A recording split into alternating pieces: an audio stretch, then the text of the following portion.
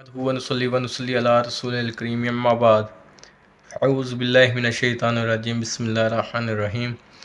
آج کی اس ویڈیو میں ہم بات کریں گے رشوت کے حوالے سے، اور رشوت کیسے ہم لیتے ہیں، اور رشوت کے متعلق ہی آج آپ کو کچھ باتیں بتاؤں گا۔ امید کرتا ہوں آپ کو یہ ویڈیو اچھی لگے گی، پورا دیکھیے گا۔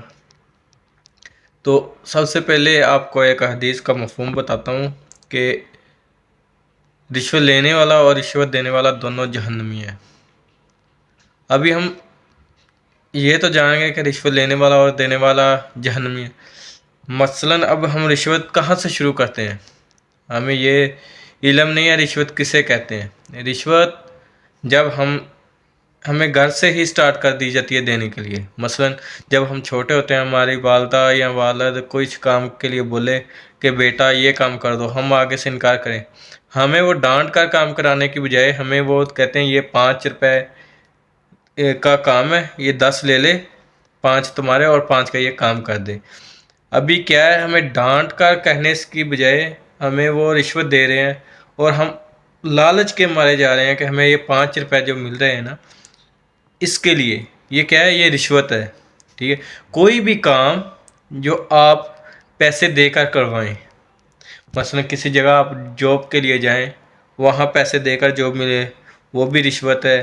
آپ مثال کے طور پر پولیس نے آپ کو راستے میں روکا ہے، تو پولیس کو آپ دیتے ہیں پیسے، ظاہر بات ہے کہ رشوت بول کے تو نہیں نہ لیں گے، وہ قانون کے خلاف ہے، تو آپ اس کو چائے پانی کے طور پہ دیں گے۔ ٹھیک ہے، چائے پانی تتا ٹھنڈا وغیرہ وغیرہ، یہ بھی رشوت ہے۔ ٹھیک ہے، ہاں، آپ کو وہ روک کے بغیر آپ چلے جائیں، بعد میں واپس آ کے اس کو بولیں کہ یہ ہماری طرف سے انعام ہے کہ آپ ادھر کام کرتے ہو، اس کے لحاظ سے، ٹھیک ہے، ظاہر وہ آپ چلے جائیں، یہ نہیں ہے کہ وہ آپ کو روکے آپ دے دیں کہ یہ رشوت نہیں ہے، تو یہ رشوت ہے بھائی۔ اگر آپ اپنا کام نکلوانے کے لیے جو پیسے دو گے وہ رشوت ہی ہے۔ ابھی ہم بچپن سے ہی رشوت لینا سٹارٹ کر دیتے ہیں، اور بڑے ہوتے پھر ہمیں رشوت کی عادت پڑ جاتی ہے۔